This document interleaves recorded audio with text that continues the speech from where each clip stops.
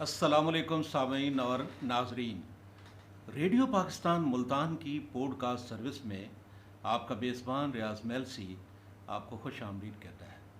आज आपने कहीं नहीं जाना।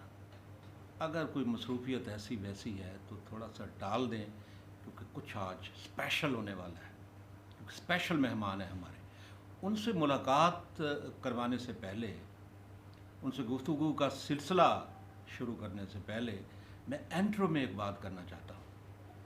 एक अमरीकी क्लासिकी शायर थे वाल्ट विटमेनी। 1855 में उन्होंने एक किताब लिखी जिसका उर्दू तर्जुमा है घास की पत्तियाँ। इस किताब ने और उनके ख़यालात ने पूरे अमेरिका में सबको हैरान कर दिया और सब उसके पीछे पड़ गए, क्योंकि नई चीज़ पेश की थी उन्होंने। और जो बंदा नई चीज़ पेश करता है ना, लोग पहले तो थोड़ा सोचते हैं, उस पर थोड़ी सी तनकीद करते हैं, मगर फिर उसी के हमराही हो जाते हैं। ऐसी आज की हमारी शख्सियत है जो हमेशा नए नए आइडियाज़, नए नए प्रोग्राम और कुछ नया करते रहते हैं, इसलिए बहुत पॉपुलर हो गए हैं। लोग उनके नक्शे कदम पर चलना शुरू कर देते हैं, जिसका नतीजा ये निकलता है कि ढेर सारी दौलत भी कमा लेते हैं, ढेर सारी शोहरत भी कमा लेते हैं, और यूं वो एक ट्रेंड सेटर के तौर पे हमारे इस वसीब में सामने आ रहे हैं, आ चुके हैं, बल्कि और मेरे पास भी आ चुके हैं। आप हैं, हम उनको प्यार से लाला अमजद फ़ारूक खान डाहा कहते हैं। डाहा साहब, अस्सलाम वालेकुम अस्सलाम सर। क्या हाल है सर? ठीक हो? अल्हम्दुलिल्लाह। Station director doctor Khalid Iqbal साहब के बिहाफ पर हम आपको खुश आमदीद कहते हैं। थैंक यू, बहुत मेहरबानी। हमने आपको फूल पेश किए, आपने हमारे लिए इतना प्यारा सा केक लाए हैं, उसके लिए भी शुक्रिया। बहुत और ये जो केक आप लाए हमें पसंद भी बहुत है, जैसे आप हमें पसंद है। Thank you. क्या हाल है आपका? ठीक है? अल्हम्दुलिल्लाह अल्हम्दुलिल्लाह। ये आप क्या हैं, आपको हम समझ नहीं सके। सब कुछ नया ही करते रहते हैं, सबको हैरान और परेशान कर रहे हैं। और ख़ास तौर पे डिजिटल मीडिया में जिस तरह आपने काम किया है, डिजिटल मीडिया की प्रोजेक्शन में और यूथ को उसको तरगीब देने के लिए आपने जो कदम उठाए हैं, हर कदम पे कामयाबी के फूल ही खिलते जा रहे हैं। चक्कर क्या है? बहुत मेहरबानी। ज़बरदस्त रियाज मेलसी भाई, मैंने आपको सुनता था 90 में भी मैंने आपको सुना है। रेडियो जब हमारे पास अकलौता एक ज़रिया होता था, तो सफ़र में, हज़र में, आगे ड्यूटी में, तो वो जब हम सुनते थे आपकी आवाज़, तो मेरी हमेशा ख्वाहिश रही थी कि मैं ये रियाज मेलसी तो एक शहर है, तो मैं रियाज मेलसी से कभी मिल भी सकूँगा। तो इसी तरह मुझे बहुत खुशी है कि आज मैं आपके साथ बैठा हूँ। बहुत शुक्रिया। बहुत और आपकी जो मोहब्बत भरी बातें हैं, या आपका जो मेरे ऊपर एक, मेरे बारे में जो आपका गुमान है, अल्लाह ताला इसे सच साबित करे। और सच्ची बात यह है कि ज़िंदगी एक दफ़ा मिलती है मेलसी भाई, तो अल्लाह ने जो आपको ये ज़िंदगी दी है, मैंने वो फ़र्रुख सुहेल गोंदी को पढ़ा है, तो उसमें बड़ी प्यारी बात उसने की, तो मुझे वो मेरे दिल को लगी। और फिर जब मैंने गौर किया तो मैंने कहा यही तो मैं कोशिश भी कर रहा हूँ। तो मुझे बहुत बात अच्छी लगी जिसमें वो कहते हैं कि एक ज़िंदगी अल्लाह ने दी है, तो आप उस एक ज़िंदगी में कई ज़िंदगियाँ जी जाएँ। बिल्कुल। ये मैंने आपकी तस्वीर भी देखी सोशल मीडिया पे, जब वो फ़र्रुख गोंदी की किताब आप पढ़ रहे हैं, और ये प्यारी प्यारी बातों का आपने ज़िक्र भी किया। और उस किताब से देखिए, किताब लिखने वाले कितनी मेहनत करते हैं। इसी तरह फ़र्रुख का सफ़र हैं, कितने उसके सफ़र हैं बाहर के। हम हैरान हो जाते हैं कि उसको वहाँ के बादशाह भी वेलकम कर रहे हैं, वो एक सियाह भी है, वो एक, मैं समझता हूँ, सहाफ़ी भी है, एक समाजी एतबार से उसके काम है। बाहर कैफ ऐसे काम करने वालों से मोहब्बत करना मेरा ईमान है असल। जिस तरह हम आपसे प्यार करते हैं। ये तो आपकी मोहब्बत है। और नौजवानों के हवाले से आपने बात की है, मैं इस फ़िक्रमंद रहता हूँ कि जो हमारा एक पीरियड गुजरा है ना, जिसमें हम ने मैट्रिक किया, आगे बढ़े, और इस तरह से ज़िंदगी का सफ़र फिर इंजीनियरिंग के सारे शोबे, तो उन शोबों में ना उस वक्त के हालात और थे। आप आज देखें, हमें मुआशी तौर पर कितने चैलेंजेस हैं, इतने चैलेंजेस हैं हर रोज़। और डॉलर कितना महंगा हो रहा है, चीज़ें कितनी महंगी हो रही हैं, हालात कितने तंग हो रहे हैं, पेट्रोल, डीज़ल, ये तमाम चीज़ें।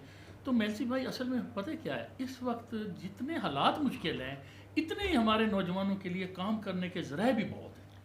और उसी चीज़ को मद्देनज़र रख के नौजवानों ने अपने मामलात को मैनेज करना, मैनेज करना, और यही मैनेज करना आप सिखा रहे हैं। यही किस तरह सिखा रहे हैं? دیکھیں میں خود بھی میں نے سیکھا ہے. میں نے ریحان اللہ والا کو دیکھا. ریحان اللہ والا ایک ایسی شخصیت ہے جو ہر وقت فکر مند رہتا ہے کہ پاکستان کا ہر نوجوان کم از کم 1,00,000 روپیہ مہینے کا وہ کمانے والا بن جائے. یہ کتنی بڑی اس کی کار.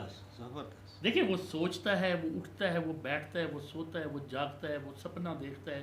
اس کی منزل ہے وہ پورے پاکستان, پوری دنیا میں سفر کر رہا ہے, اور اس کا مقصد ایک ہے کہ کس طرح سے ایک پاکستانی 1,00,000 روپیہ کما رہا ہو. آپ تصور کریں میلسی بھائی, اگر ایک نوجوان آج 1,00,000 روپیہ کمانا شروع کر دے تو آپ پاکستان کو کہاں دیکھیں گے؟ انشاءاللہ پاکستان ترقی کرے گا. اور یا وہ رونا روئے گا؟ وہ کسی چیز کا رونا نہیں روئے گا, بالکل نہیں روئے گا. وہ اسے پیٹرول کی مہنگائی کا پتہ نہیں چلے گا. بالکل نہیں. اچھا, ہم اپنے ورکنگ آورز بڑھا سکتے ہیں. اگر ہم پہلے 6 گھنٹے کام کرتے تھے تو اب ہم 10 گھنٹے پہ آ جائیں. اگر ہم ایک جاب کرتے تھے تو اس کے بعد 2-3 گھنٹے کہیں اور کام کرنا شروع کر دیں. مقصد کہنے کا یہ ہے کہ ہم رونا نہ روئیں. رونے سے کبھی, وہ کیا کہتے ہیں کہ شب کون سی شب ہے وہ ختم نہیں ہوتی. بالکل صحیح بات. آپ روتے رہیں تو وہ شب طویل ہے, لمبی ہے غم کی شام, مگر شام ہی تو ہے. آپ کچھ کرنا پڑے گا, ہمیں کچھ کرنا پڑے گا, ہمیں سوچنا پڑے گا. اور دنیا میں جس طرح جو قومیں آگے بڑھی ہیں, وہ قومیں آگے بڑھے ہیں, وہ ملک آگے بڑھے ہیں, ان کے افراد نے, وہ کیا کہتے ہیں, ہر فرد ہے ملت کے مقدر کا ستارہ. جی بالکل. ہر فرد ہے ملت کے مقدر کا ستارہ.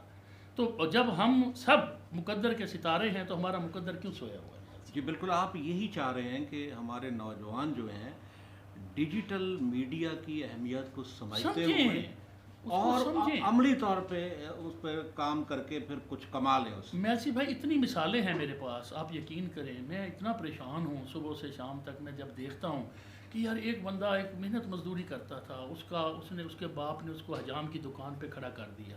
وہ وہیں سے اس نے ٹک ٹاک بنانا شروع کر دی, چھوٹی چھوٹی ویڈیوز ویلاگ بنانے شروع کر دی, وہ 2 دوست مل کے. تو آج وہ کروڑوں روپے کما رہا ہے یوٹیوب سے. بالکل. اور لمبی گاڑیاں لے لی. ویلا منڈا ادھر آپ منڈا پہ چلے جائیں آپ اس کو. یہ میں وہ مثالیں بتا رہا ہوں جو ہمارے قریب ہیں, ورنہ پوری دنیا میں کروڑوں اب مثالیں ہو چکی ہیں. ورنہ یہ خالی ویلے منڈے بیٹھے رہے. ہاں, تو کچھ بھی نہیں. 10 لوگ ہیں ایک کنبے کے, ایک کما رہا ہے, 9 لوگ کھا رہے ہیں, اس میں 2-3 کی فیسیں بھر رہے ہیں آپ سیمسٹرز کی, ان کی داخلے کی فیسیں. اور تعلیم بھی کون سی ہے؟ تعلیم وہ ہے کہ جس تعلیم کے بعد آپ کو کاغذ کا ایک ٹکڑا تھما دیا جائے گا, اور اس ٹکڑے کی بنیاد پر آپ کو کوئی بندہ جاب نہیں دے گا. وہ کہے گا آپ کو آتا کیا ہے, آپ نے پی ایچ ڈی کی ہے نا. آپ ریکارڈ اٹھائیں, ہزاروں پی ایچ ڈی اس وقت بے روزگار ہیں. میری اطہر محبوب صاحب سے بات ہوئی, وی سی باولپور تھے, تو میں نے کہا کہ اتنے روزگار جو ہے وہ پی ایچ ڈی کو بھی نہیں مل رہی اگر, تو کیا ہوگا؟ تو انہوں نے بڑا ایک جملہ کہا, انہوں نے کہا کہ وہ پی ایچ ڈی ہی نہیں ہے, وہ تو روزگار کا تو اس نے ذریعہ بننا تھا لوگوں کی. اس نے تو ذریعہ بننا, روزگار کا ذریعہ بننا, وہ خود بے روزگار ہے. تو اس کا مطلب اس کے اندر پوٹینشیل ہی نہیں ہے نا. امجد بھائی, آپ تو بنے بنائے موٹیویشنل اسپیکر بھی ہیں. نہیں, اصل میں یہ سچی بات میں بتاؤں, میری یہ دل کی بات ہے. اور جس طرح ریحان بھائی کراچی سے اس کا تعلق ہے, 12 سال کی عمر میں وہ کمپیوٹر سے وابستہ ہوا, اور آج وہ ایک بندے کے پاس جا کے اس کو بتاتا ہے کہ خدا کے لیے یار آپ یہ کام تھوڑا سا شروع کر دو, بچے کو وہ انٹرویو کرے. میں نے جب انٹرویو خود شروع کیے وسیب رنگ کے نام سے, میں نے کوئی 100 لوگوں کے ساتھ, شخصیات کے ساتھ, وہ انٹرویو ہم نے دیکھے ہیں, وہ بڑے کلاس کے انٹرویو آپ نے کیے. اچھا, مجھے نہیں پتا کہ میں کبھی براڈ کاسٹر نہیں رہا, میں جانتا نہیں ہوں, لیکن میں نے سوچا نہیں یار یہ کیمرے کا خوف ختم کرنا ہے. اب ہمیں اپنے بچوں سے کیمرے کا خوف ختم کرنا ہے, اپنے گھر والوں سے, اپنی بچیوں سے, ان کو کہنا ہے کہ سامنے آئیں اور بات کریں, اور بات جو آپ کو آتی ہے وہ کر دیں. اور آپ کی بات سننے کو پوری دنیا پڑی ہوئی ہے. جی بالکل. اور آپ وہ جب باتیں سنیں گے, جب گفتگو کریں گے, اس سے وہ گفتگو, میں نے وہ ایک ابھی اسٹوڈیو بنایا ہے تو اس کا نام بھی میں نے جو رکھا ہے نا, اس میں ہمارے پروگرام کا نام ہے گفتگو. اچھا, اس گفتگو میں نے ساتھ ہی لکھا ہے کہ کیونکہ گفتگو بہت ضروری ہے. گفتگو بہت ضروری ہے, آپ بولو گے تو پتہ چلے, بولے گا تو پتہ, آپ کا غم کیا ہے, آپ کی کڑھن کیا ہے. ہمارا ملک ہے, ہم اس وقت یقین جانیے کہ اتنی گھٹن ہے. اس ساری گھٹن کا حل یہ ہے کہ 12 سال کا بچہ بھی یہ سوچ لے کہ میں نے کچھ نہیں تو $1 تو کمانا ہے.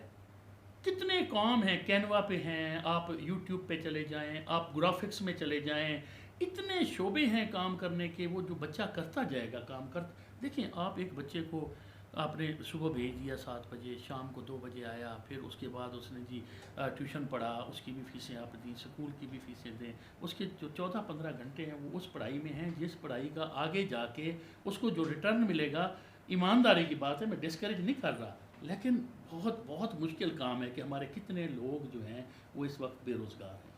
ہم نے ان کو سکیل ہی نہیں سکھایا۔ کوالٹی ایجوکیشن ضروری ہے، اسکلڈ ہونا بہت ضروری ہے، جو کچھ آپ پڑھتے ہیں ہنر کیا مند وہ ہونا آتا بھی ہے؟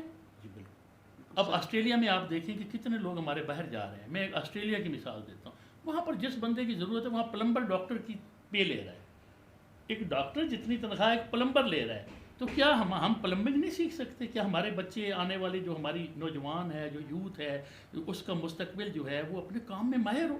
اب یہ ضروری تو نہیں کہ ہر بندے ہر پیدا ہونے والا بچہ ہی ڈاکٹر ہو، انجینئر ہو، وہ تو ہم نے ایک فوج بنا دی ہے، ان کو بھی کوئی سہولتیں نہیں مل رہے۔ آپ یقین کریں ایک ڈاکٹر کو کیا ملتا ہے، میں نے اگلے دن ہمارے ایک دوست ہیں، ان کا داماد ہے، وہ ہے کارڈیالوجی میں، اس کو چھوڑنا تھا، تو رات 8 بجے ہم نے اسے چھوڑا، تو اس کے وہ بتا رہے تھے سسر، وہ میرے کلاس فیلو ہیں، دوست ہیں، تو وہ کہتے ہیں یار یہ میرا نا اب اس کو ہم 8 بجے رات کو چھوڑ رہے ہیں، یہ کل 4 بجے اس کو ہم واپس لیں گے کارڈیالوجی سے۔ ڈاکٹر کو کتنے گھنٹے کی ڈیوٹی ہے جی، اور ملتا کیا ہے؟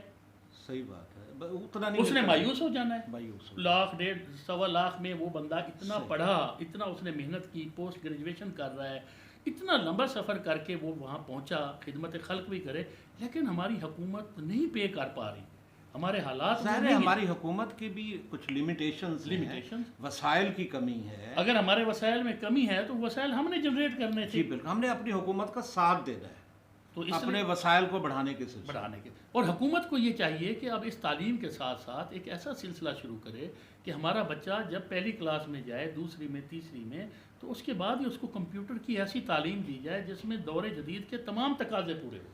اچھا، آپ نے وسائل بڑے زبردست طریقے سے بڑھائے، جائز طریقے سے بڑھائے، ریئل اسٹیٹ کی طرف بھی آپ گئے، ڈیجیٹل میڈیا کی اہمیت کو بھی آپ نے اجاگر کیا، اس سے استفادہ بھی کیا، مگر ساتھ ساتھ امجد بھائی آپ نے ریئل اسٹیٹ کے کاروبار میں اپنے آپ کو انوالو کر کے بڑی کامیابی آپ نے اختیار کی۔ اگر اسی طرح ہمارے دوست جو ہمیں دیکھ بھی رہے ہیں اور سن بھی رہے ہیں، وہ بھی اگر ریئل اسٹیٹ کے شعبے میں آنا چاہتے ہیں، اگر کوئی آرزو مند ہے، تو ان کو آپ کیا مشورہ دیں گے؟ کیونکہ آپ کے مشورے ذرا یونیک قسم کے اچھا، اس میں میسی بھائی میں یہ عرض کرتا چلوں کہ ریئل اسٹیٹ ظاہر ہے میں بڑے عرصے سے اس سے وابستہ ہوں، اس شعبے سے، اور اس شعبے میں بھی اسی طرح جیسے پاکستان میں ہمارے تمام شعبے متاثر ہوتے ہیں، کبھی کوئی عروج پہ ہوتا ہے، کبھی کوئی زوال پہ ہوتا ہے، تو ریئل اسٹیٹ کا جو آج کا ہمارا جو صورتحال ہے، یہ جو فیز چل رہا ہے، یہ بہت مشکل ترین فیز ہے۔ اس وقت ریئل اسٹیٹ میں کام کرنا بہت مشکل ہے، اس میں خاص طور پر جو انویسٹمنٹس تھی، کیونکہ کائبر اتنا زیادہ بڑھ چکا ہے کہ لوگ اب پلاٹوں میں انویسٹمنٹ نہیں کر رہے۔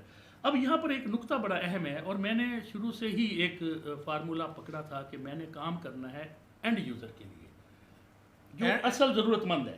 اینڈ یوزر بولے تو جو بہت ضرورت جو بہت ضرورت مند ہے، جس نے اس پلاٹ کو ہر حال میں خریدنا ہے اور وہاں رہنا ہے، نہ کہ اس نے اس کو خریدنا ہے اور آگے بیچنا ہے، ٹریڈ کرنا ہے یا آگے کرنا ہے، یا رکھ کے بیٹھے رہے، یا رکھ کے بیٹھا رہنا ہے، اس کو بڑھانا ہے۔